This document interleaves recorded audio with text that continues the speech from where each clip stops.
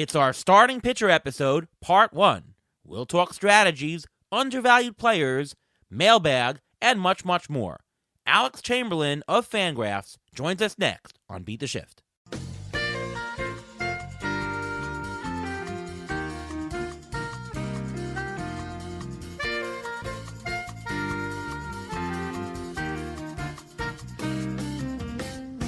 Welcome to another episode of the Beat the Shift podcast, presented by Fangraphs. I am your host, Ariel Cohen, and with me, as always, is Ruvain Guy. How are you, Ruvain? I'm doing great. How are you doing today? Not too bad. We had a beautiful day in New York yesterday. It almost was 70 degrees in the middle of February. Was it as warm for you up in northern New York? Yes, it was, but there's snow in the forecast tonight, another possible 3 to 6 inches, so the winter is not over. Oh, man. Well, hopefully it'll be spring soon. Hopefully the baseball lockout will get settled. I'm not in charge of that, but hopefully they'll do it. We've got a great show tonight, and we have on, from Fangraphs, he was Baseball Writer of the Year 2018. I've played a couple leagues with him in Tout Wars. Welcome to the show, Alex Chamberlain. Hey guys, thanks for having me. By the way, did you know, Alex, that you are actually our very, very first guest on Beat the Shift when we were over at the TGFBI podcast? Do you remember that? I was first? I remember being pretty early, but first. Wow. Well, Number okay, one. cool. We were the number first Nice. guest. We Bring it couldn't full think circle of any. then. Yes, we couldn't think of anybody better to bring on as our first. And thank you for coming back on the show. And it's been all uphill from there, I'm sure. There you go. So we're going to talk pitchers. Pitchers obviously can't be covered in one episode, so a little bit of a split episode. This is part 1, and we'll start with a little bit of strategy here. And first of all, if anybody hasn't seen it yet, Alex has created a pretty nifty pitching tool. Do you want to explain what that is and how people can go on there, see it, what it's all about, and use it and all that? Yeah. Well, it's on.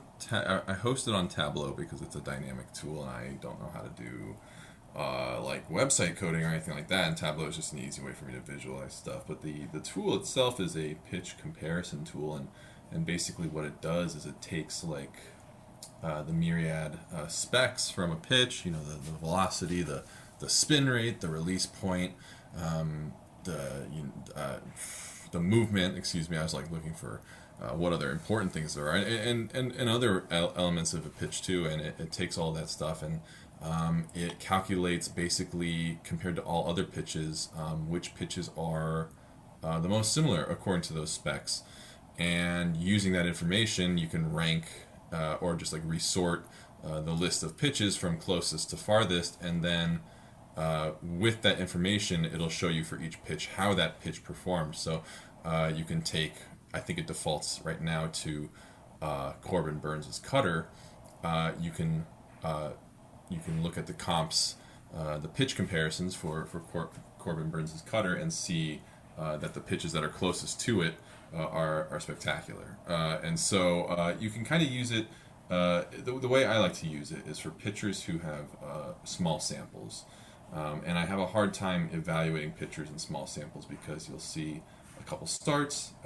Again, by nature, it's a small sample, so it's volatile.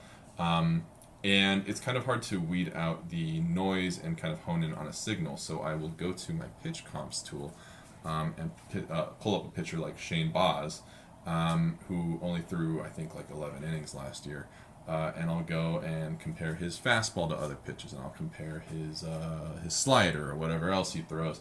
And I'll see that his fastball is a lot like Garrett Cole's, and it's a lot like Jacob deGrom's, and I can take that information and kind of have kind of an actionable idea about what to do with that small sample. You know, I think a projection system can do a lot with results even in a small sample, but to know, like the fastball performed well, and it's valid that it performed well by comparing it to pitches that are very similar to that, and those pitches also performed well. It's just kind of like a way to externally validate things that I'm seeing with my eyes, and also things that are occurring in small samples. I'm finding it very helpful to evaluate pitchers who have kind of popped up, or rookies who we don't have a lot of Major League Baseball data for, to kind of help me get a better sense of how I feel about this pitcher without kind of just throwing up my hands and saying, well, it's a small sample, I can't do anything with that. Right. Is this major league experience only that's on the tool? Like it's Boz in the small sample size? Yes, yeah. So it just uses the specs from StatCast, and StatCast is only major league. Right. It's only in the major league ballparks. Well, I guess technically it's in some single A parks now, but primarily I'm only using MLB data. So once someone debuts, I can finally like look at their specs on their pitches. I can run it through that tool, and I can get a sense for like who how good are these pitches by comparing it to pitches that are similar to it. Right. How do you compare a similar pitch? Like how do you pop up that all of a sudden Shane Boz, the comp is DeGrom and Cole? Like how does that actually work?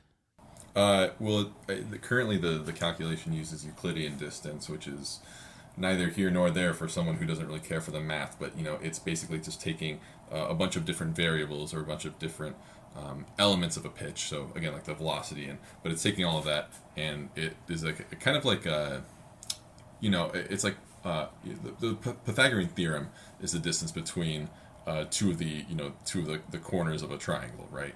The long side of the triangle. It's basically like Pythagorean theorem, but like for way more points, and kind of like in a much larger multi-dimensional space, trying to find which pitches are closest mathematically. Like if pitches, Boz has a pretty good velocity and certain kind of like movement characteristics and release point characteristics, and it's going to look at all the pitches that are closest in that sense. So like if he has a high, and I'm not talking about Boz specifically now, but if someone has like a high arm slot or a low arm slot plus lower velocity plus an above average movement profile, it's going to find pitches that are similar to that through mathematics. Basically. And how can we use this tool to find undervalued fantasy pitchers? Because that's what everyone wants to know. Everyone wants to get into the pitcher before there are big things. How can we use it for this? Yeah, so a lot of times, like I will look at a pitcher. I will go to a pitcher first and look at his comps. So I will go to like someone like Shane Boz, and I'll run through all of his different pitches in the pitch comps tool and be like, okay, this is how his fastball looks compared to other pitches. This is how his changeup looks. But you could also do kind of like a reverse engineering approach, which is like, okay, let's go comp Jacob deGrom's fastball and see which pitchers are closest according to that. Or let's go comp like Shane Bieber's knuckle curve and see which pitches are closest to that. And so you could take some of the game's best and most elite pitches, like a Emmanuel Clace Class A, not splitter, but cutter, or power sinker, and run it through the tool and say, okay, these are pitches that are most similar to that pitch, and kind of get a better idea of, you could probably find a pop-up guys that way by looking at the best pitches and seeing which random names show up, kind of in elite company that way. Right. Yeah, we had Brian Bannister on the show earlier in the week, and that's what he does. He looks and sees what the great pitchers in baseball do and tries to, add that kind of mechanic with his pitchers. I mean, that's really what you want to do. So, if you see Shane Boz looks great, right now ATC values him as a $13 player in 5x5 Roto. How does that affect your score? Are you bumping up his strikeouts? Are you bumping down his ERA? Like what would you do procedurally to say, okay, I like Shane Boz and I've got better information? How would that actually, how would you use that in practice to affect the price you'd pay for him? Yeah. So Shane Boz specifically, I'd have to look at his projections. I'm actually somewhat surprised that they're as bullish as they are, because he had a long run of high walk rates, and he finally cleaned up his mechanics just by virtue of pitching only from the stretch, which is pretty incredible that he had such a cleanup. I think he's always ran high strikeout rates in the minors, and so his ERAs. I'm looking at his ratios right now in Fangraphs. They're pretty good for a projection system. So I think I think that the projection systems are doing a good job of being as bullish as I am. I think there's maybe a volume concern there, but he also has a volume concern. So I think if you looked at him on a per inning basis, he would probably look like one of the 15 best pitchers, starting pitchers, in baseball. Of course, with only 124 innings per ATC, he's not going to quite make it that high. But I think he's like the 36th pitcher off the board or something. I mean, that's kind of like a nice juncture where you can start pivoting from quantity to quality. Guys who are going to give you very high quality innings at that juncture. In a draft, you can start replacing them, with some of the depth that you draft later or off the waiver wire, and not really have a significant opportunity cost. If he gets shut down early or if he runs into some injury trouble. So, but with other guys, I might look at. I think a lot of projection systems might be very outcome oriented, so there might be an opportunity to kind of like arbitrage there, where you see, this projection system is still kind of factoring in that Camilo Doval did not tweak his mechanics, in August. Tristan McKenzie also did not. Projection system might say Tristan McKenzie did not tweak his mechanics after he came up from his demotion early last year, and then stopped walking guys. So, there's moments where like the projection system will see, two different guys in one season and say, both of those guys are, a true part of him, whereas mechanical adjustments like that will get lost, and you can find that. By running like those numbers through the pitch comp tool. I don't have the granularity right now to be able to be like, okay, do it from this date range kind of thing. Like, what does Camilo Doval look like from August onward? But it's something I'd like to add in, and that way you can kind of get a sense for how has this pitch improved from prior to that mechanical adjustment to after. So I would say generally there's probably not too much actionable information. I do think it's really helpful for people who are struggling to develop opinions about guys who are just debuting, who don't have a lot of major league data. It's kind of helpful to get a sense for like what their arsenal or their repertoire really looks like. Great stuff, and obviously for established people, I think the projections do a great job. But of course, in the people with not that much experience, that's a blind spot of projections. So that's a great asset that you have here. And speaking of volume, you mentioned you're not sure of the volume. One thing that I've seen in fantasy baseball over the past couple years is the volume question of the pitchers who pitch the most innings, they're worth the most, right? And we used to have tons of pitchers who would meet the 200-inning threshold for the year. We don't really have that many this year. Question to you is, who are the pitchers this year that you think are going to make the most? I mean, last year, Zach Wheeler led all of baseball with 213 innings, Walker Buehler 207. Two others had more than 200, which was Wainwright and Alcantara. Look at that, Wainwright over 200. But who do you think are the best bets to make over 200 innings for the year? Yeah, I mean, if I had to pick someone, it'd be Wheeler. Like, if I had to just place my money on one horse. I think, maybe someone like Garrett Cole has been mostly healthy for his career. Kyle Hendricks has been mostly healthy, although he wasn't working efficiently last year and got hit around. He usually comes close. He's usually like 180, 190. So maybe not 200 for him. Someone like Luis Castillo is always putting up volume. But I try not to think too much about it, because I've drafted pitchers before on the premise of them being healthy. or guaranteeing me volume and having them get injured. So it's a little bit of a fool's errand. I mean, truly the pitcher who is most likely to give you the most innings is the one who's been the healthiest and the most likely to give you innings in the past. And at the same time, if you had some kind of like, I think it's a survivor model or a hazard model, I can't remember, but a hazard model might tell you that the guy who has been the healthiest longest is also probably the one who is most due for mileage, due for right? an injury. Yeah, right. Mileage on the arm. Due, right. In air quotes, most due for an injury. So it's really hard to play that game where you're like, well, he's been the healthiest, but also like he has the most mileage on his arm, so he could get injured by virtue of being so healthy previously. So it's really hard for me to like reconcile that. I try not to lean too much into innings. I do think if I was gonna like make a decision in a deeper league, I would think about Zach Wheeler up front because I think he might give me 190 innings, almost no doubt. But I don't want to guarantee that to myself, or give myself a false sense of security because there truly is none. Sure. And for fantasy, it's important because it's not only important whether you pitch a large number of innings for the year, but per start. Because if you want to get a win, the best thing you can do is stay in the game longer to give you the chance. Like take a guy like what's his name on Seattle, Marco Gonzalez. He has earned like one of the most number of decisions over the past 3 years, and that's because he gives depth. He pitches 7 innings a game, so it is important to do it. Ruvain, what are your thoughts? We drafted in RazzSlam our first starter, Zach Wheeler, on the premise that hey, he's going to pitch the longest, he's going to get some of those decisions, and in a points league, those wins and innings are worth quite a lot, and we were very happy to take him in the 3rd round. What about you? What are your thoughts on the 200 inning pitchers for this year? For this year, I don't think anyone's going to get it, especially if the season starts late. So I don't think that's going to be attainable. I think maybe it's going to be like a 180 plus type pitcher.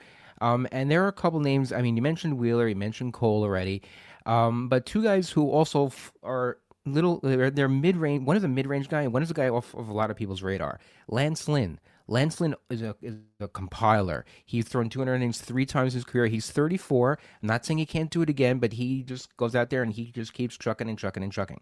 Another guy who always throws a lot of innings, and it's surprising because of what team he plays for, but that's German Marquez. Surprisingly enough, he throws so many innings. Last year, he threw 180 innings. He's thrown 196 before. He's thrown 174. So even though that ERA is not the prettiest, he will give you a lot of innings. So if you want innings eaters, you want try to get some quality start. I don't know how many quality starts you're going to get out of him. Not that many, but he's a guy. He's a compiler, and if that's what you're looking for, that's great. But last year there were only 4 pitchers that did it. In 2019, 15 pitchers did it, and in 2018, 13 pitchers did it. So there's a trend that it is going down. It may be because of a combination of the middle relievers coming in. It could be a combination of the broken season of 2020 not having a full season. This year may not even having a full season. We don't even know yet. So there are a lot of things that play into it. But there are pitchers who have in their contract incentives to go 200 innings. Whether or not the managers will let it, whether or not the organizations will let it, that's a whole different issue. I'll throw in Jose Barrios, pitches for Toronto. Toronto currently does not have a great bullpen. Maybe they'll change that with some free agent signings once we resume. But Jose Barrios, he was finished 3rd last year. That's another interesting option to do that. Let's go to draft strategy, and we're probably going to ask that of our next guest as well because everyone has their own strategy. But let's start really generally, Alex. And when you come into let's talk roto. Obviously, it's going to be different for different formats. If we're talking head to head that you and I had played in before, we're talking about pitcher volume, innings, very important. But for roto, what we usually talk about here. What is your very general starting pitcher strategy of what you want to do, and maybe talk both in an auction and versus the snake draft? Mm-hmm. Well, I think that the strategy will apply generally and to starting pitchers, but I actually usually, I'll look at ADP for a snake, but also for an auction because you can kind of get a sense of the salary for a pitcher based on his ADP. Those should be pretty strongly related, but I'll go to ADP and I'll start from the bottom, and I'll work my way backwards. And I want to get a sense of which pitchers I like where at certain junctures in the draft. And I don't really want to make this about the validity of ADP. My kind of like my fundamental idea about ADP is they're price tags, and if you walk into a store with $260 to spend on food and you're ignoring price tags, then you're not going to get the best deals. It doesn't matter what you think about the prices, whether they're good or fair or whatever. If you walk into a grocery store with $260, and you're ignoring price tags, you're not going to get the best bang for your buck. So I'm looking at ADP and I'm trying to get a sense of which especially for pitchers, which pitchers I like later in the draft. And I want to have an idea of how many there are available.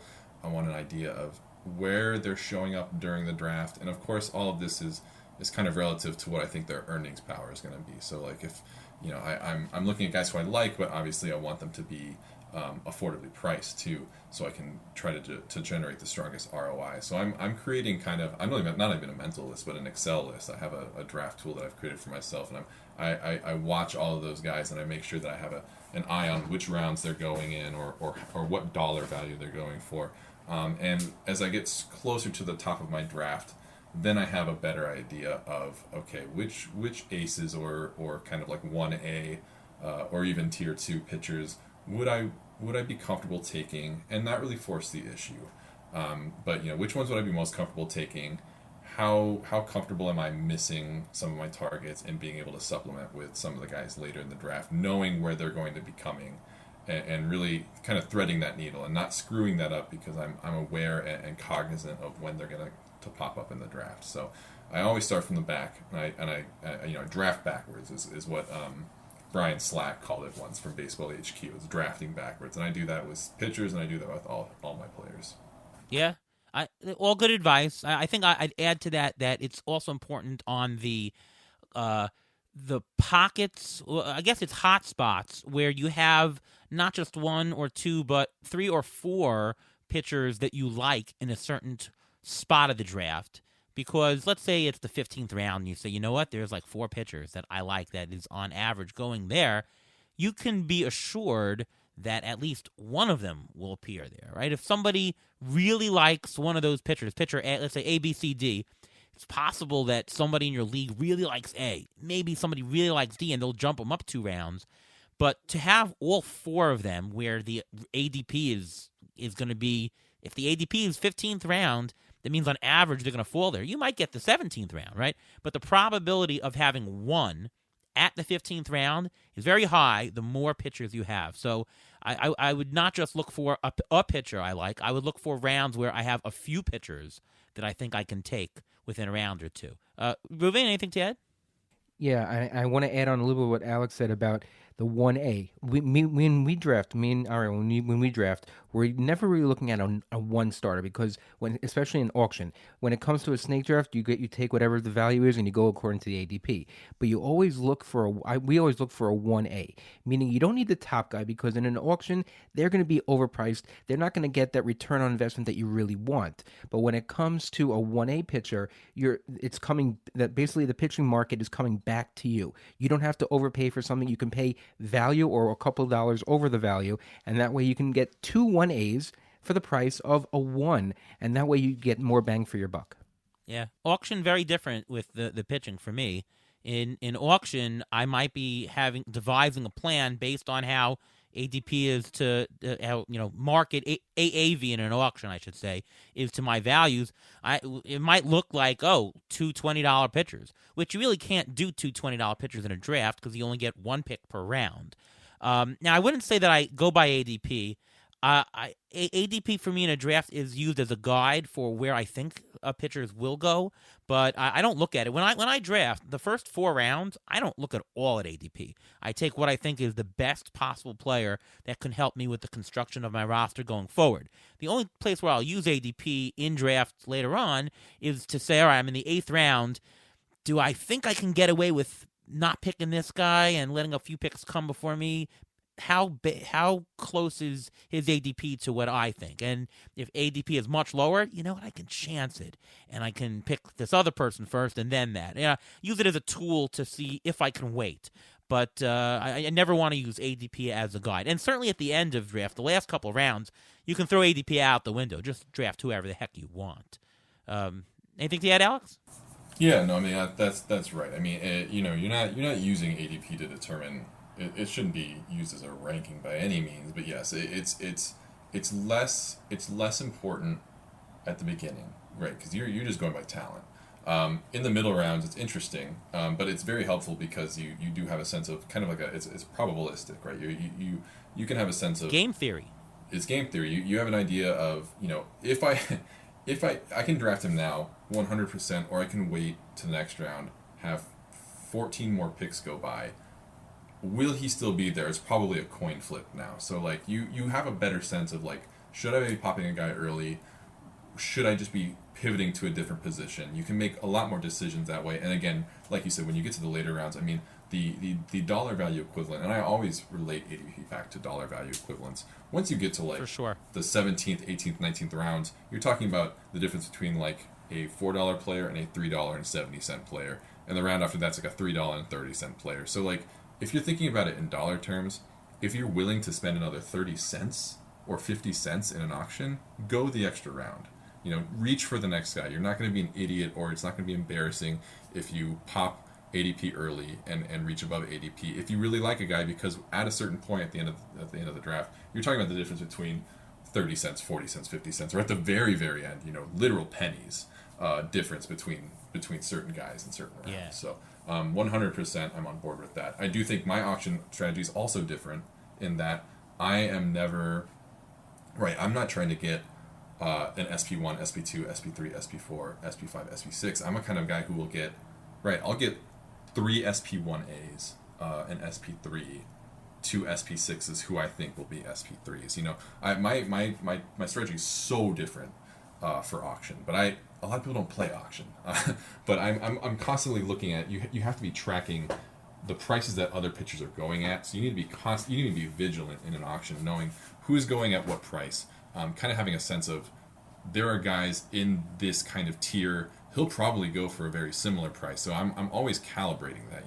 If Luis Castillo is a $15 player, Frankie Montas is probably going to be a $15 pitcher too. So I'm always doing that arithmetic in my head, and I'm never locking myself. I'm locking myself even less into certain pitchers, and I'm very more flexible, because if the price is right, I think dollar values in auctions are even more volatile than ADP. I think auctions are just a totally different dynamic. I don't know if you guys have the same experience. Sure. Absolutely. Everything, you can be in 2 of the same format and in 2 different rooms and have totally 2 different outcomes. That's what I had last year in labor. Prices were not that bad, and I jumped in, and we got some really good higher value players in Tout Wars last year. Oh my goodness, it was way overpriced. I just waited the room out, and 17, 16, 15, and just did that. So that is true. Talking about starting pitchers, I had an article a couple years ago that I thought was true for a long time. It was called "The Case for an Ace," where I showed that, historically speaking, taking one of the top starters, we're talking, let's say, a top 10 starter, had a better return on investment for the longest time. And I think that has been true even in the past couple years. Question is, do you think that's going to be true this year? And I ask that because I see a lot of more risk in the starting pitchers than usual. So I have the ATC inter-projectional standard deviation metric, and listen to these values of the pitchers in the first 4 rounds. Cole at 4.8, that's already a good one. And by the way, the average for players is closer to like high 3s. So Cole is a little bit on the higher risky side. Burns 5.2, Bueller 6, Scherzer 4. So Scherzer is like a low risk pitcher, if you will. Woodruff 3.6, sounds like a not risky. DeGrom 6.4, Bieber 6.8. I mean, these are very much, the riskiness of pitchers seems like it's much higher this year than usual. And it really begs the question, will this hold true? This might be the year that you're better off in drafts not picking an ace and grabbing a 4th-round pitcher and a 6th-round pitcher instead, and getting that hitting up instead. What are your thoughts on that this year, Alex? That's exactly what I've been doing, so I agree.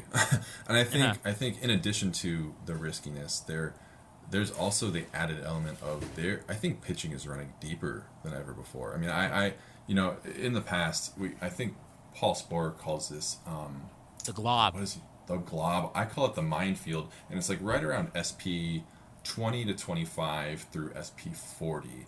You have these pitchers who probably had a good year the previous year. People are excited about them. Maybe they don't have a long track record, and they're the kinds of guys, like year in and year out, that middle chunk of pitchers just bomb. They bomb, and this year they're really strong. And maybe my biases are affecting me, and maybe they're going to be bad too this year. But just running so much deeper, we're seeing guys like Alec Manoa, Shane McClanahan, Shane Boz, Charlie Morton, guys who are like, who have strong pedigrees as minor leaguers and now as major leaguers, or guys with long track records. Even Lance Lynn, like dropping down to like SP25. I mean, Yu Darvish at SP30, probably a very high risk guy, but also a very talented pitcher. I mean, I think we're just seeing it's running a lot deeper than usual. Luis Garcia on Houston, maybe like SP50. I mean, that's a guy that I'm pretty excited about just from a repertoire perspective. I don't think he's like the next budding ace or anything, but he has a really strong arsenal of pitches, and I think I'm just seeing a lot more depth this year, and it's much more encouraging to me to not force the issue up front. I might grab one of those first 4 or 3 round aces if he falls, or if I find myself liking if I'm liking the price basically. I might pull the trigger, but I'm really not trying to force the issue, and I really am just taking the best player. And I feel like a lot of the best players up front right now are the hitters, at least from a risk perspective and just from a total value perspective. Sure. Ruvain, do you agree with the strategy this year? I completely agree. This is not the year to go Cole with your first pick, which people were doing last year, or DeGrom with your first pick like people were doing last year or the year before. I think that there's so much risk, and you rattled off some of the names. You're not even mentioning a player like Robbie Ray. He's in the top 10 of the ADP for pitchers, and you know what? He did this for 1 year. Is he going to repeat it? It's not just the injury concerns of DeGrom and Bieber or the age of Scherzer.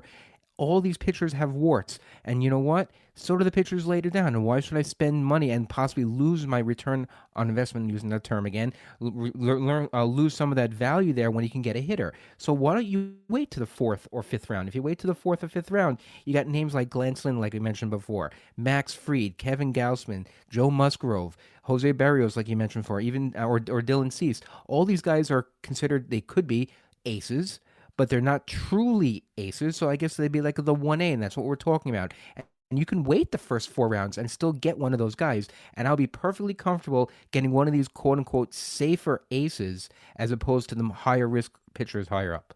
Yeah. Alex, the NL is going to, nothing's set for sure, but it seems like they're going to adopt the universal DH. Now, projections out there supposedly accounted for that change already.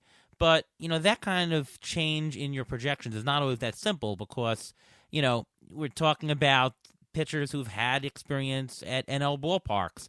There's going to be some type of inflation, I think, even if you try your best to adjust for it. There's no substitute for pure experience, right? Just look at the numbers for what happened is always better, and there's always going to be some kind of mismatch when you're trying to adjust projections for ballparks.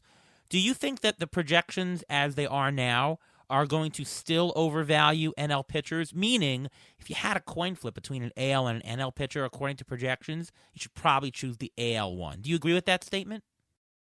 Yeah, I guess. I mean, there's pitching performance is so volatile. I don't want to backtrack, but like part of the reason why I also am more comfortable to take later pitchers is that pitching performance is more volatile than hitting performance. It's just fewer things are in the pitcher's control. There are many things that are in the pitcher's control, but we also see time in and time out, and research shows that pitchers are in less control of a batted ball outcome.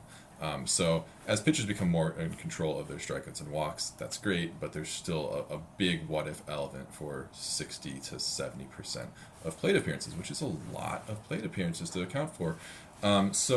From the DH standpoint, we're talking about maybe, before interleague play, it would have been maybe like 7% of the batter's face were pitchers, and now maybe even less than that. I can't even tell you. It's going to be less than, it's going to be single digits, and then with the introduction of consistent interleague play, it's probably even less than that. So you're talking about several points of WOBA, weighted on base average, which is how we should be measuring production, and those equate to points of ERA, but for such a small number of hitters, it really is not something that I'm going to lose sleep over. I guess if I had 2 pitchers that are identical, but in different leagues, truly identical, but one's AL and one's NL. Yeah, I will probably, I will default to, I guess, and we're talking about from a projection standpoint, I would say that maybe the AL pitcher is being undervalued, yes. But also, I just can't make that hypothetical because there's really no pitchers who are truly identical. And I haven't found myself at any point in any draft yet being like, well, am I going to pick the AL guy or the NL guy? I think maybe like from an auction standpoint where you have a little more flexibility, you could do that. But I think in a standard snake draft, you don't really have very many opportunities to have to be forced to make that decision, which I think is probably very fortunate for us. And even if you're going to, I'm someone who's not going to read too deeply into it, for better or for worse. I'm not saying that's the correct decision, but there's just so much volatility in pitching that I'm not going to let a few points of ERA deter me from someone who I might like from more than someone else who might be in a superior league. Ruben, I'll ask you the question this way. Do you ever consider the division that a pitcher pitches in and saying, wow, I don't want to pick a pitcher in the AL East, my goodness, or look at that AL Central, that's pretty crappy. Let's put, if there's a coin flip, take the guy in a certain division. Would you consider a division in terms of whether you would pick a player or not? Not early on. Early on in the draft, when the pitcher has the quality pitches and the quality everything, and it's a good pitcher, I'm not concerned about it. But when you go later on, go deeper into the draft, that's when you start finding these players that are playing in weaker divisions. Like you mentioned, the NL Central is not going to be that great this year. The AL Central is not going to be that great. There are a lot of easier teams, weaker teams that if you want to get a cheap quality start, you can take a pitcher that's playing the Twins, or it's going to play the Reds if on a bad day or something like that. There are teams that are weaker, and I think that we saw that when we played in 2020. 2020, they just played a lot of games in the division. You saw a lot of outliers of how pitchers pitch just in their division, and you saw the differences in the statistics that the teams who played in the NL Central, AL Central, some of them had inflated numbers and stuff like that. But when it comes to the DH, we have the sample size of 2020. Yes, it was a short sample size. Yes, people like to throw it out. But when it comes to being equal based on league, people drafted before the DH was known in 2020. I don't think it affected the values that much, so I don't think NL or AL makes really a difference. Division may, but not AL, NL. Alex, before we go on to talk about some of the ATC undervalued pitchers, just wanted to get your thoughts as you do great work with, writing about some of these minor league prospects. Is there a minor league pitcher who hasn't made their debut yet, or maybe a sleeper pitcher pretty low on draft boards that you might think would surprise us that you would urge people to look at in draft? Sure, yeah. A minor league pitcher would be Peyton Battenfield. He's on the Cleveland system. He's actually been traded twice in his very short career, but he is extremely high strikeout, extremely low walk rate. It's very quintessential of Cleveland to be targeting these guys right now who have big whiff rates, who have very tidy walk rates, exceptional command. These are the guys that they're really targeting in their systems right now, and maybe they're not totally polished. Maybe they're missing, a secondary pitch. Maybe these are the kinds of pitches that are working better at against AAA hitters than major league. AAA hitters, and not major league hitters, but the kind of guys who are very polished already in terms of their critical elements of pitching and trying to add a little more to that to turn them into viable starters. Peyton Battenfield, it looks extremely appetizing in that regard. In terms of a major leaguer, I'm all in on Patrick Sandoval this year.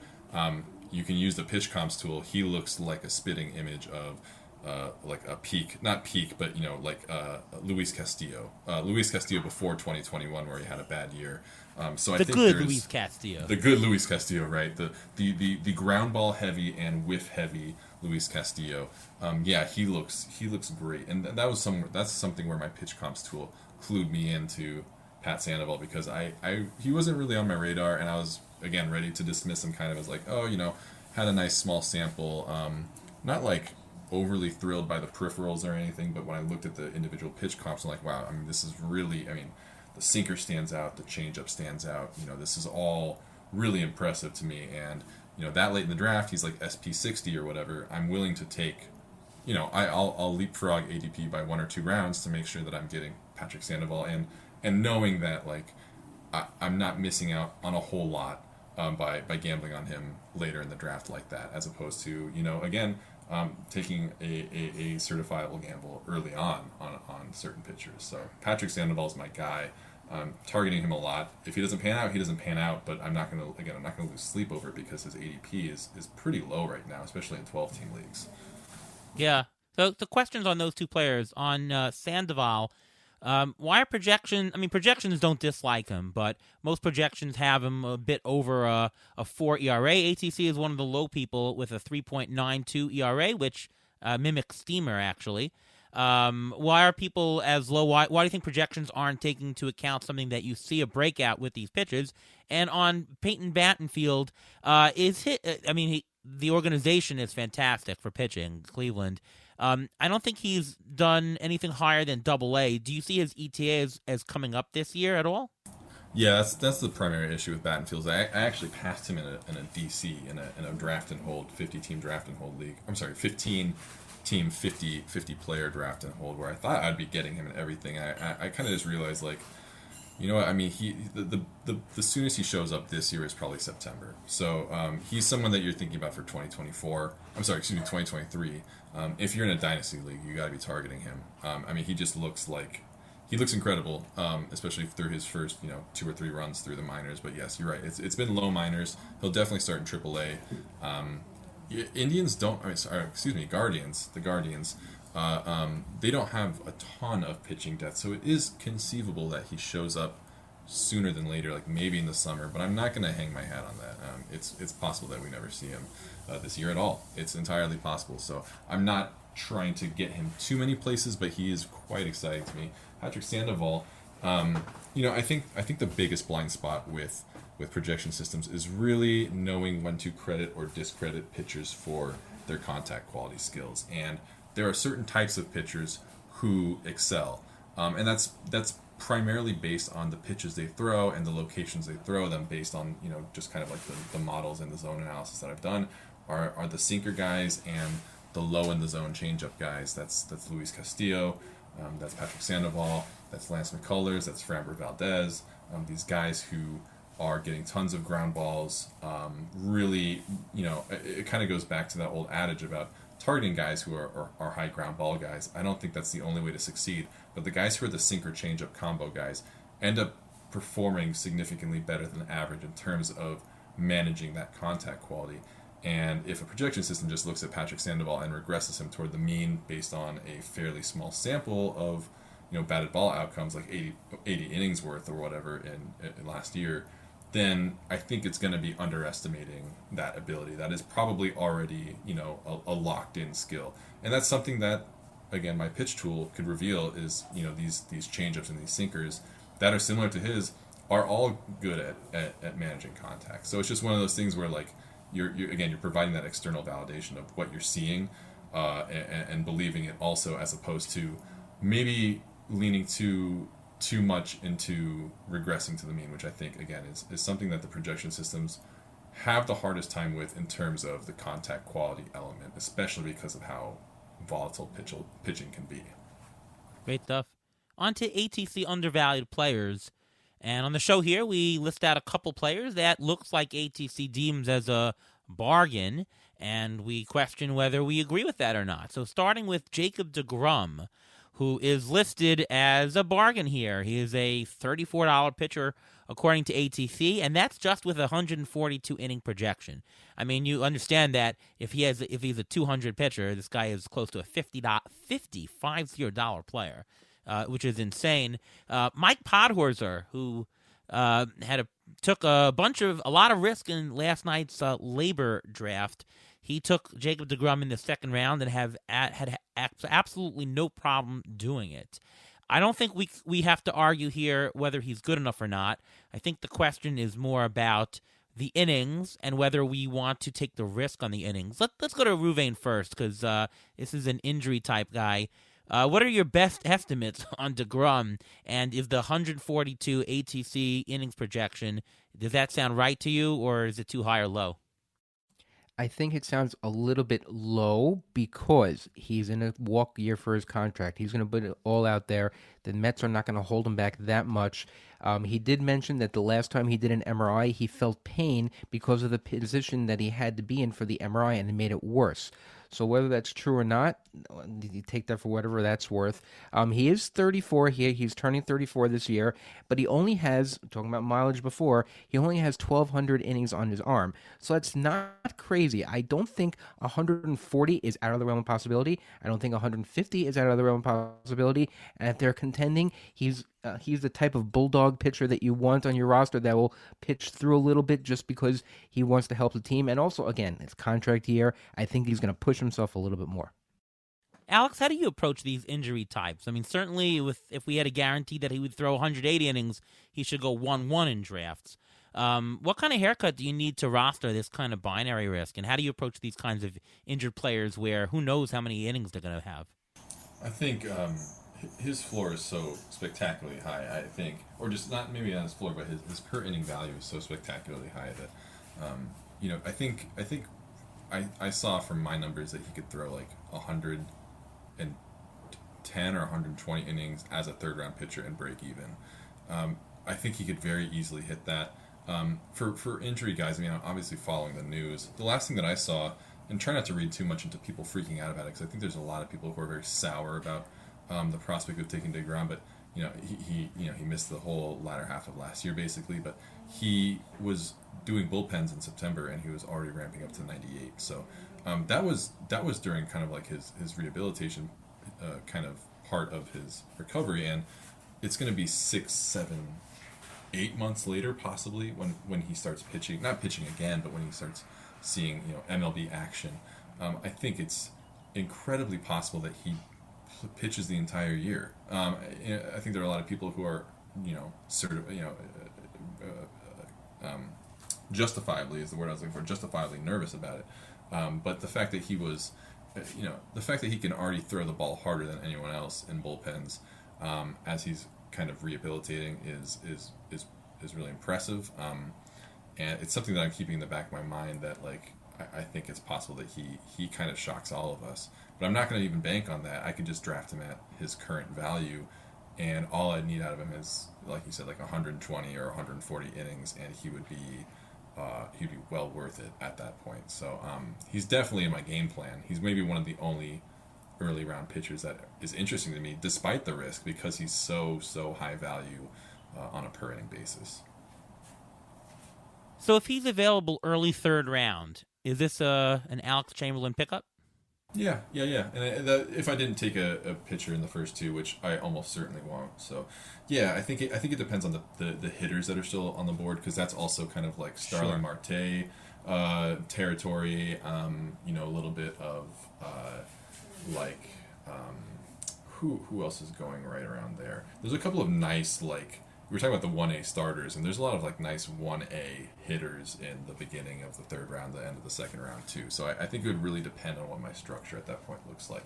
But yeah, he's absolutely in the conversation if he's still on the board in the early third. Okay, let's talk about Clayton Kershaw. It's a similar boat, although in many ways a lot more risky, because he didn't really finish the season all that well, and he doesn't currently have a team, and I'm a little bit puzzled why the Dodgers didn't give him a qualifying offer, didn't sign him. Does that make you nervous for Clayton Kershaw? And he's going in the 13th round. Is that a gamble? Certainly, I mean, a 13th round player is less of a gamble in some ways than a third round player. Do you think Kershaw at his 13th round ADP is worth it? ATC has him for 123 innings. And I think that's roughly about how many innings I need him to pitch to break even, according to my numbers also. So I'm feeling pretty solid about him. Again, he's he's SP 54 right now.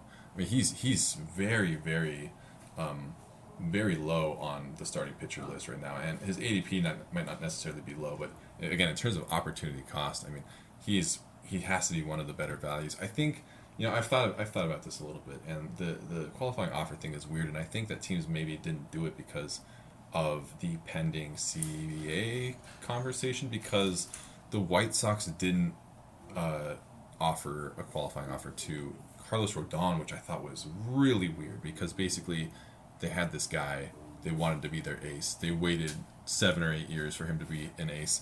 He became an ace, and will almost certainly make more money in free agency. Yet they did not offer him a qualifying offer in order to get that draft pick compensation. So I was like, that is incredibly stupid. But there's got to be a reason why the teams weren't doing this, and I think it might be because of the CBA stuff. So anyway, I'm not going to read too deeply into that. He's going to find a team. It'll be interesting to see where he lands. I would love for him to be back in LA. I just like the idea of him retiring as a Dodger. But the short answer is that he is very much in my crosshairs in whatever round that is. I think it's like the 15th round or something where he's still available. I mean, he's going to be a great SP4 for a lot of teams, even if he only throws 120 innings. You agree, Ruvain? Is he a good pick in the 14th round?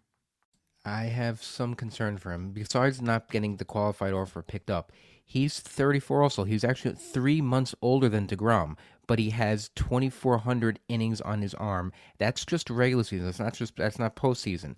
He still could be elite because even when he was pitching last year before he got injured, he still was elite.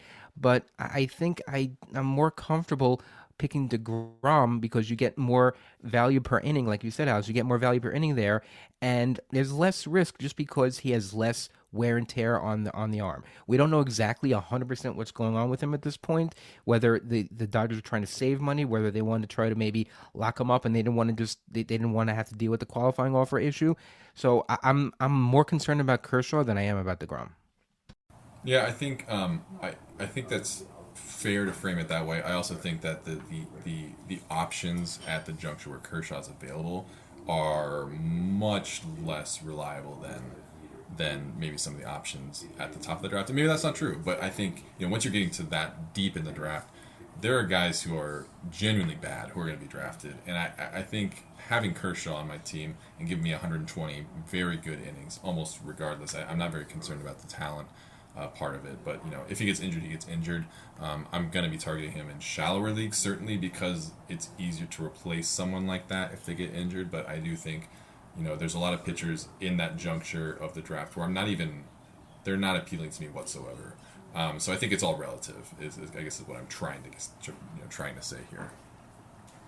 All right, next one, and continuing with the injury comebacks or injury question marks, Mike Clevinger of the Padres. They traded to get this guy. ATC shows a bargain. ATC shows him at 121 innings pitched, 14th round. So it's in the range of Kershaw. Alex, are you concerned about his health? And between Kershaw versus Clevinger, who are you more interested in? I'm more interested in Kershaw. I like Clevinger a lot, obviously, before his injury. I think, pitchers are coming back, and maybe this is anecdotal, but they seem to be coming back better and better from TJ surgery. I think something like thoracic outlet syndrome is much more of a death knell than Tommy John is these days. I think a pitcher can have Tommy John surgery, come back, and possibly pitch to the same level that he did before. It's just that it's just not guaranteed. And Clevinger is fairly affordable in drafts. He's not as low as I'd like him to be. He hasn't really been on my radar. Every time I have the opportunity to select him in a draft, there's just always better options.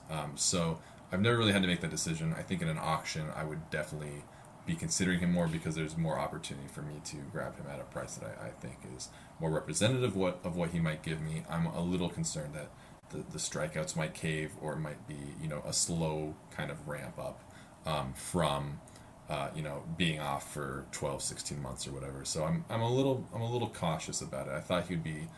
I thought the community would be maybe a little more bearish on him, but they're not quite as bearish as I thought they'd be. Ruvain, are you at all interested in Mike Clevinger? You're the health guy. No, I actually prefer Kershaw than Clevinger here. Clevinger, he had Tommy John back in November of 2020, and as of September last year, we haven't heard anything since. He was on track for his rehab. But the Padres don't have such a great track record when dealing with this type of injury, rehab, that type of thing. Just look at Chris Paddock, look at Nelson Lamet. Nelson Met, they figured it out, and he became a reliever. But Clevenger only threw 41 innings in 2020. He didn't throw innings last year. He's post Tommy John. Could you expect more than 120 innings from him? At his ADP, you're going to get that value if you're going to get 120 innings out of him. The Padres list him as the number 4 starter right now, but they have a lot of flux in that starting rotation right now. A lot of pitchers there don't project to pitch that many innings. So he may be part of the plan. He may not just pitch that many innings. And if he's not going to pitch that many innings where you're getting him, I would definitely prefer Kershaw than Clevenger. Yeah, I didn't say my opinions on both these pitchers yet, but I'm actually out on both of them. I don't prefer either of them. I do not want to take these kinds of risks with the innings. I understand Kershaw is going to give you good production, although he's not as good as he used to be. You might get a high 3s ERA this year. It's possible. I don't know why the Dodgers didn't offer him that, but I have a feeling they'll sign him again. But no, I'm not interested in this type of risk. I think that you need a little bit more of a discount than even this is going to take these guys. You don't have to win a league with these guys, but you could lose a league if you have guys that are going to be your number 4 pitcher and they're out. I like winning leagues on volume. I like winning leagues on less risk, and I generally don't like taking the risk at this level with my starters. I want guys to really solidify and give me those innings and those ratios, and I don't love taking these risks. DeGrom is very different, though, because DeGrom's level is so above everybody else, and I'm more optimistic about his health for some reason than these guys. And it's funny how Kershaw is really not that much older than DeGrom. Everyone thinks of Kershaw as the old man. But DeGrom is actually getting up there in age also. It's just that he found success later in life. Than the others. Do you think you being a Mets fan makes you a little biased behind that? Because, that does play into our minds, even though we try to disconnect from the teams we love to pick the players that we love, but, it's kind of hard. It doesn't make me more biased about DeGrom, but I have more awareness about DeGrom because I see him more regularly, and we get the bigger feel for him. So I don't think it's a bias. I think it's more awareness, if that makes sense. Okay. Let's talk about Charlie Morton. Charlie Morton is a tried and true vet. I think he has mechanics that remind me of Roy Halladay. And using your pitcher comp tool, Alex, Garrett Cole comes up, John Gray comes up, some decent strikeout people. He's 38 years old, but I kind of think he's a guy that can give you innings, and 162 is doable. And what a tough dude. He pitched after he broke that leg. He kept pitching on it. The guy is just bulletproof, and bulletproof means a lot. He has $25 upside. I think it's literally just an innings thing, and according to ATC interprojectional standard deviation, only a 2.3. Projections really agree on this guy. And he's got a great whip. His whip 1.16 projected. He had a 1.04 whip last year. To me, this is a really interesting value. He's going in the 7th round. I can see myself taking him somewhere around there. I prefer him not be my number 2. But if I'm going the 1A rule, I don't mind him being a high 3, going 1A, number 3 type starter. How are you dealing with Charlie Morton this year, Alex? You pretty much nailed it. To me, he's a 1A. He's not, maybe not a true 1A, but he's very close. He's got the strikeouts. He's got very tidy ratios. Aside from just a few bad innings in the shortened season, he's been one of the best pitchers in baseball for the last probably half decade. He broke out in old age. This is who he is at this point. I'm less concerned about skills and kind of maybe not skills erosion, but maybe stuff erosion, because his stuff was probably already maybe in a lesser place to begin with at 33 when he broke out. Obviously, he did a lot of training. I know that he kind of recouped a lot of velocity, and that's been really crucial to his late career breakout. But I think those are the kinds of things that he will be able to cling to maybe a little bit longer than someone his age. I don't think he's going to give us 185 or 194 innings again like he did in 2019 and 2021, but even if he only gave me 150 innings of a 3.5 ERA or whatever, 1.1 whip, 27% strikeout rate, something like that is kind of like what I'm thinking about. Yeah, I love that at SP3, and I've been drafting as an SP3 for the better part of the last half decade because folks have been either reluctant to buy the breakout, or then after, if they accepted that the breakout was real, are like, oh, okay, so he's old now, so now it's an age discount. I'm more than happy to take the age discount, and I think there's kind of like the modern landscape of pitching. I'm sorry, not pitching coaching, but just like the way that they're developing pitchers and keeping pitchers healthy and creating skills, away from the field, like these driveline kinds of organizations and stuff. Guys like Verlander and Scherzer and Morton are going to be pitching possibly into their 40s and still being fairly good at what they do. So anyway, that's a very long-winded way of saying that I'm excited about Morton as my SP3.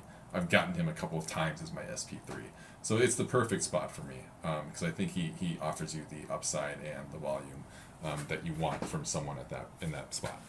Ruvain, how does he compare to another Braves pitcher, Max Fried, who's a slight bargain according to ATC? He's not a big swinging strike guy, but he did have a nice 26% strikeout rate last year.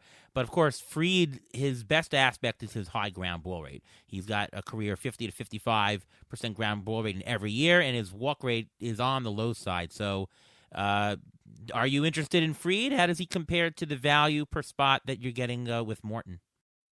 I like Fried a lot better, not only because he gave me his autograph a couple of years ago when he was not even anybody, but I'm very comfortable. He's thrown 165 innings twice so far. Last two full seasons of ERA, 2.25, 3.05, and whips both years of 1.09. So even though he doesn't get you a lot of strikeouts because he does have that crazy ground ball rate, he's an ERA and a whip stabilizer. And he's a perfect 2A3, if you wanted to say something like that. His ADP is around 72 right now.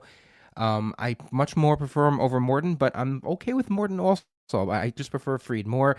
I actually had some news on Morton. Morton said last week that he's mostly caught up to where he would be normally at spring training, which means that he is fully healthy. So the projections that you say, whatever you say for Charlie Morton, it should be based on a healthy Charlie Morton and that he's fully healed. So that if that helps anybody, great, but I still think Max Fried is a little bit better. He's younger. He's, I think, 12 years younger than him. But Charlie Morton can have an quote-unquote Adam Wainwright type season because he's done this a couple of years now. A couple of years ago, he wanted to retire. And I think if he wouldn't have gotten injured and he won the World Series, I think he may have retired after last season. But because he didn't, I think he's going to pitch more, and I think he's going to be just as good as he was the last couple of years.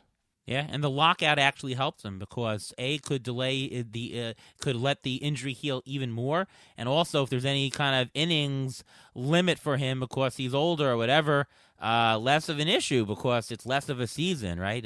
Anybody with an innings cap or somebody who might be limited for any reason, either because he's old or young, right? Anybody who just a young rookie who hasn't thrown a lot in the majors, it could help them. That's interesting. I like Fried a lot.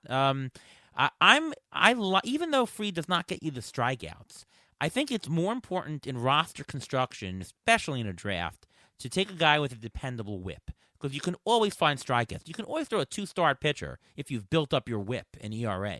So I really like Fried. He's much easier to build a nice roster around than most. You agree with that, Alex?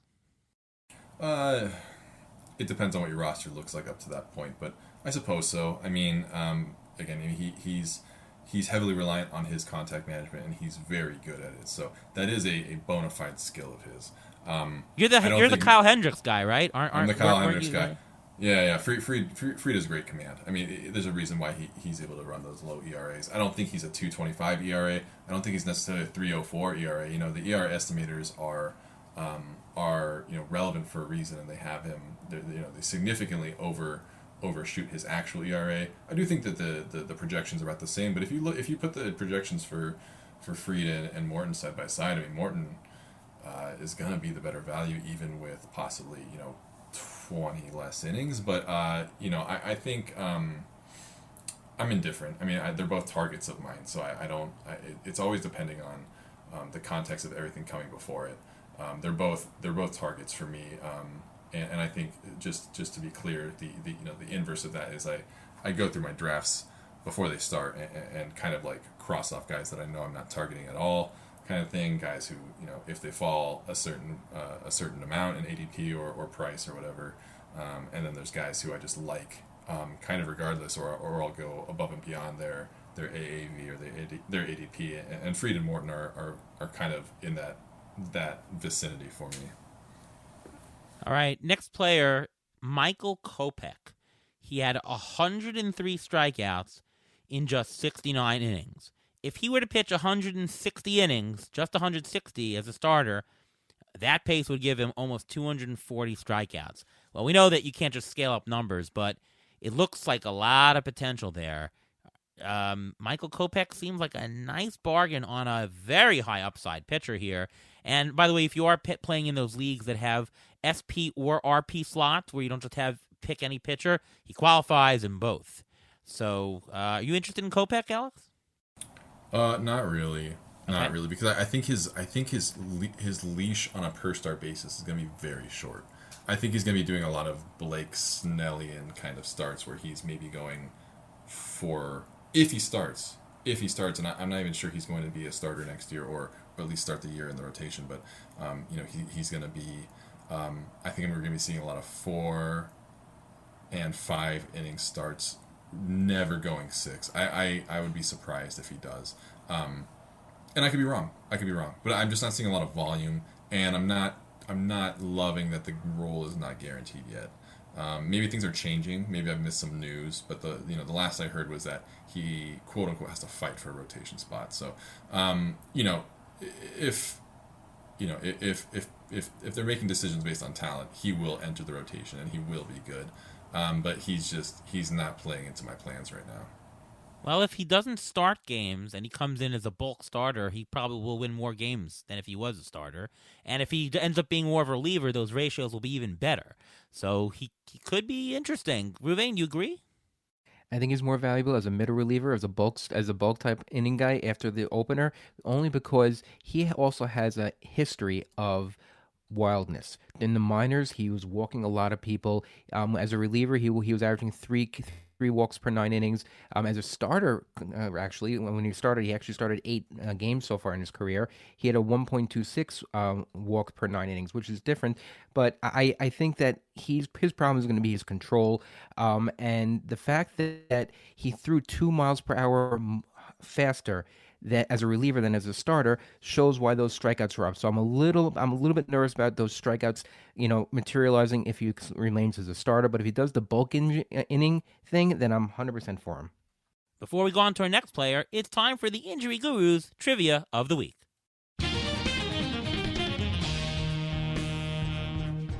Now, unintentionally so far, I've been razzing a little bit on the Twins. Now, the Twins, they signed Dylan Bundy to anchor their starting rotation, which sounds a little crazy, but that's because Kenta Maeda is probably going to miss the entire year because of Tommy John surgery. Dylan Bundy has started a total of 133 games in his major league career. The other 4 listed starters on the Twins, according to Roster Resource, Bailey Ober, Joe Ryan, Randy Domnak, and Lewis Thorpe. My question today is, how many combined games have those 4 starters started in their entire major league career combined? Alex? Oh, man. 23, maybe. Well, I'm not going to price is right you and say 24, but I'll go with 32. The answer is actually 50. Randy Domnak started 21 games, Bailey Ober 20, Lewis Thorpe 4, and the next guy we're going to talk about, Joe Ryan, is 5. Now, the reason why we're going to talk about Joe Ryan is because during those 5 starts, his K per 9 was 10. He had 1.69 walks per 9 innings. He had a 53.9 fly ball rate with only a home run to fly ball rate of 11, which actually may be an issue. But how much stock do we put into this pitcher being drafted where he is with only 5 career starts in the MLB? Yeah, well, I mean, he had a .79 whip last year, which was amazing in those starts. Of course, it was very BABIP-aided, .197. I mean, anything below like a 260 is, interesting. That's a very low BABIP. He does not walk a lot of people. 5% walk rate, and it's true for his minors career. He had a 12% swinging strike rate, and in the minors it was closer to like 15%. So he's going to have a very solid K minus BB. Last year it was 25%. That's excellent. I think that you can't expect an ERA of under 4, especially with a lot of fly balls, and the homer to fly ball rate will regress. But, something a little bit over an ERA of 4 and pretty decent whip. I think you can expect something like around a 115 whip is not too bad. And I love those whip pitchers. And ATC is usually not high on rookie prospects. And ATC is pretty high on him, showing almost a $5 bargain. 15th round ADP, but worth a couple of rounds more than that. Joe Ryan looks very interesting from my standpoint for the value. Agreed, Alex? Yeah, I have him as like possibly a top 30 arm on a per inning basis. Not in volume, because the volume's not necessarily locked in yet. Although I do think, based on what Royven said, is that that rotation's in shambles. So Joe Ryan can find a lot of innings, I think. But without the volume guarantees, I think on a per inning basis, he's probably a top 30 starter for me. Again, this is a pitch comps guy for me. I mean, a guy who I came in not really knowing anything about him. It's a bad fastball, although scouts, and maybe I'm just referring to Fangraphs, put a 60 grade on it. So I think scouts really like the fastball. Fastballs with similar shapes have not performed particularly well. So I'm kind of unsure about what to make of that. But plenty of pitchers have succeeded with bad fastballs, and his slider is excellent, and his changeup, which is not really like a big whiff pitch, echoes of Kyle Hendricks, Zach Davies, Aaron Nola. I mean, these are some of the best changeups in the league. So he definitely has two very good secondary pitches and possibly a good fastball. Whether or not he has a good fastball is probably going to be the difference between if he's giving up a lot of home runs or not. And I think it's valid to be concerned of the home run issue, and I think that would be born of the bad fastball issue. But the two secondaries and solid command are enough for me to be pretty excited about him. And the good part about that changeup is it's going to be kind of it's going to play the opposite role of that fastball. I mean, it's going to get a ton of weak contact if it's anything like the the Kyle Hendricks and Zach Davies and Aaron Nola changeups that it comps so closely to. He's going to have that weapon to suppress hard contact. It's just that the fastball will leave him vulnerable. But I think he could be like a mid to high 3 ERA guy with like you said, a solid K minus BB. Is he a guy you're going to take because he's pitching in the AL Central? Does that play into it? Because he's going to be pitching against the Indians, they're not going to be that good. He's pitching against the Royals, so he's going to get a lot of good starts. If he wasn't taken right away last year, he was a waiver wire guy, and people were taking him and plugging him in for certain starts, especially in that division. Yeah, I mean, I think if the ADP was a little bit higher, I would start making a decision based on that. But I think his ADP is low enough for me to be like, I'm just taking him for the talent and the prospect of him possibly throwing 140 innings or even more in that rotation. But it is a bad league, and it's possible division, and it's possible that division being so bad will make his fastball play up. I mean, maybe this is a perfect situation for him to be in with a bad fastball. Like, he couldn't really ask for anything better than to be in the AL Central, frankly. Yep, agree. I think he's worth definitely taking a chance on at that price. Usually you have to pay for some of these talents. This is a pretty low price for him. Moving on to next pitcher, last one here for the day, John Means. John Means has shown some really good stuff. He's had some great games. His whips have been remarkable. A 1.03 whip last year, 0.98 whip the year before, 1.14. I love these whip pitchers. He's got a very low ATC inter SD, so projections largely agree on him. In terms of strikeouts, you're not getting that fantastic strikeout rate as others, but again, the whip really helps with other roster construction, always. It helps build up that base of ratios so that later in the year you can throw in an extra 2-star pitcher because you've built up that thing. Now, here's the interesting thing about him that I can't understand. They announced in Baltimore that, I can't remember exactly when they announced it. I think it was back in maybe November or December. I think December, they announced his that Baltimore was going to move the fences back, right? His ADP for the month of November was 204. I would think that for Means, the ADP would have gone up for him to a better ADP because, you say, oh, Mountcastle's going to lose home. Well, John Means should technically get a little bit better than he was before. And what happened to the ADP? It actually went down. His December ADP, 227. January ADP, 222. It's been holding there. February ADP, 220. So people are still getting a discount on John Means. And I don't see why. I think he's in the 15th round. He's a guy who can stabilize your. I guess it's the strikeouts. People love taking these strikeout pitchers, but I look at the walks. He's got a 4.5% walk rate last year. That's phenomenal. And now he's going to be able to limit some more homers. So I'm very interested in John Means, who your pitch tool, Alex, says has a comp to both Giolito and Scherzer. So what are your thoughts on John Means, the Baltimore Oriole? Yeah, I like him. I like the park situation now more. With the whole left field expanding thing, he is one of the most fly ball oriented pitchers. And before we make a knee jerk reaction and assume that's a bad thing, he has if I'm thinking about this correctly, and I might have to look at the numbers, he has either the top 3 or the number 1 highest pop up rate. Pop-ups as in free outs. So he works up in the zone so often, and induces such weak contact at the top of the zone that he's going to run a low BABIP, and he's going to run into home runs. That's kind of what Justin Verlander did in 2019. In 2019, Justin Verlander started pumping fastballs up in the zone. I think his four-seamer gave up 25 home runs on its own. 25 homers, and he still had a 2.58 ERA. Now, I'm not going to say that John Means is Justin Verlander, but this up-in-the-zone approach with fastballs, getting tons of weak contact, getting more whiffs up in the zone, that's something that John Means can do now more effectively with the walls pushed out in left field. So I think you're not only going to see lower BABIPs, but you're going to see fewer home runs, and right, he's got solid control. I mean, he's not a bad pitcher, and I think there might be a bias against fly ball pitchers because of this kind of false kind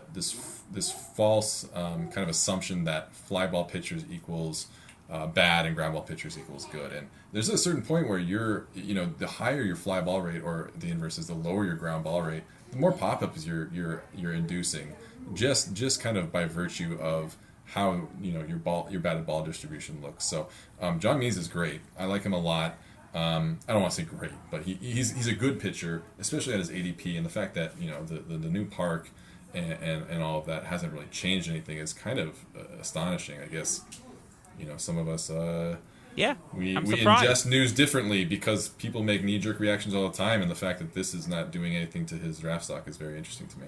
I'm very surprised. Ruvain, do we get a third thumbs up from you?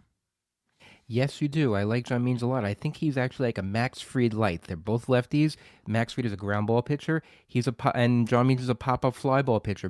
John Means' career fly ball rate is 48%. But look at that. But the ERA is not that high, and the WHIP is pretty good. And the fact that they're moving the fences back a little bit, that only helps him. The only question is how many innings he's going to pitch. Last year, he only pitched 146. He never pitched more than 155 innings before. But besides that, he is, to me, like a Max Fried light, and if you can get a discount on him, grab him. All right, we'll do a couple of questions here. We have MS asks, and I guess let's do them more lightning style. I'll give this one to Ruvain first, actually. Another injured pitcher, or coming back from injury. Verlander seems to be comfortable betting on himself on contract incentives. How far does he need to fall for you to feel the same? So what's your thoughts on Verlander, Ruvain? I am not touching Verlander, so he's got to fall very far. He hasn't pitched in a while. He's in uncharted territory, and having Tommy John surgery this late in his career, I am all out in Justin Verlander. Agree, Alex, or no? Yeah, he's just not been a target for me, and kind of the Clevenger issue. I'm cautious about the Tommy John situation. I'm even more cautious because he's old, and I understand that he's in uncharted territory himself by being this old and this effective, for the most part, but. This is a lot of risk to be taking on at that juncture in the draft. Kevin asks, how would you rank Joe Ryan, Mike Clevenger, Aaron Ashby, Casey Mize, and Drew Rasmussen for 2022? Or how about for Dynasty? We're not really Dynasty guys here, but a quick answer on a quick ranking, Alex?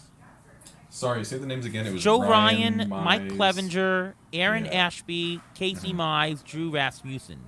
Pretty much in that order, Flip, Mize, and Rasmussen. Ashby is interesting.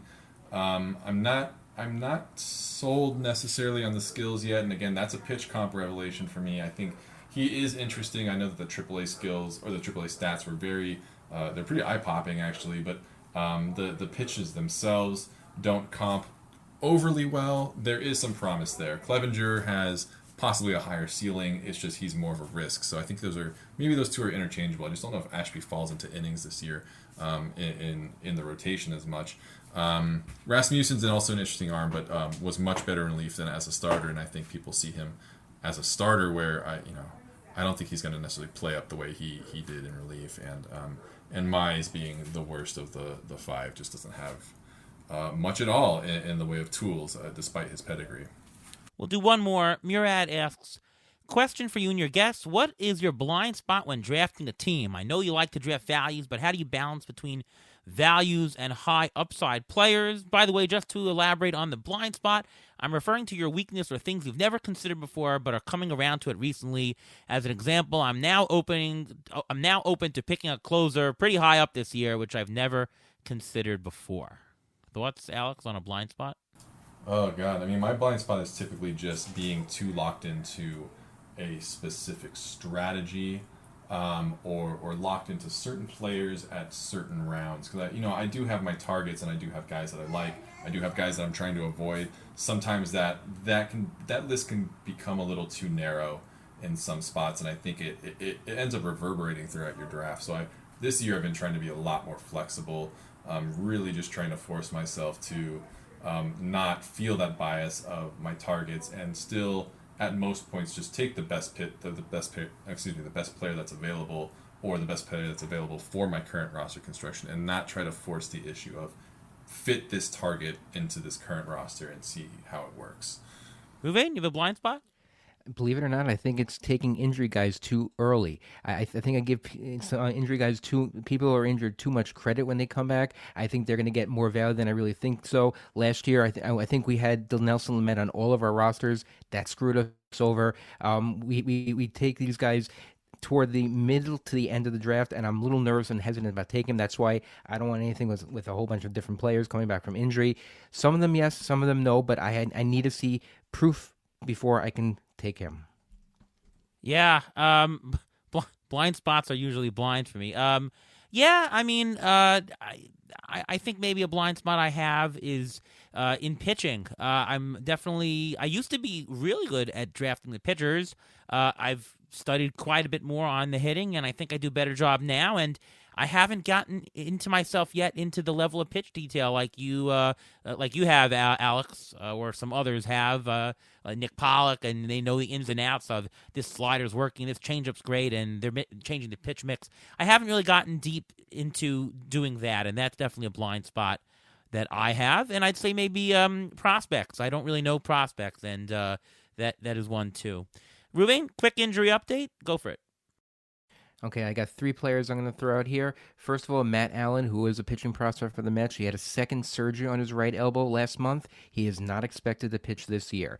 DJ LeMahieu said last week that he is fully healthy from October surgery for sports hernia, so he's good to go. And this is bad news. Josh Jung, who's a top Rangers prospect, is expected to be out 6 to 8 months after arthroscopic surgery to repair a torn left labrum that he injured in the weight room. This means that Kiner Falefa will see more time at third base for the Rangers. Alex, been a really great show. Thanks so much for coming on. Before you go, can you just tell us where we can all find you, reach you, read you, and all things Alex Chamberlain? Thanks for having me on, guys. It's always a pleasure. I am on Twitter at Dolph Haldhagen. I'm not going to spell it. If you find me, you've earned it. I write sparingly at Fangraphs. I keep the pitch leaderboard. I also have my pitch comps tool. If you find me on Twitter, you'll find links to those as well. But, give you a little bit of homework. Come try to find me. Sounds good. Ruvain? You can follow me on Twitter at MLB Injury Guru, where I'll tweet out injury updates as they come, and they should be coming more frequently as the lockout hopefully comes to an end. I will also have a weekly in-season article with Rotobar discussing all these injuries and other injuries and next guy up. Yep, Alex, we will post on our site here your Twitter handle as we do for most people. So there we go. You can look it up if you want the challenge, but you can also look at our site here. I'm Ariel Cohen. ATCNY is my Twitter handle, the shortest Twitter handle in all of fantasy baseball. I beat Sporer by a letter. You can read my stuff over at Fangraphs, over at Rotoballer, and ATC projections are up there, as well as CBS Sportsline. And, of course, you can listen to me right here on the Beat the Shift podcast each and every week. All right, once again, thanks so much, Alex Chamberlain, for coming on the show, and from all of us here at Beat the Shift, we'll see you next time.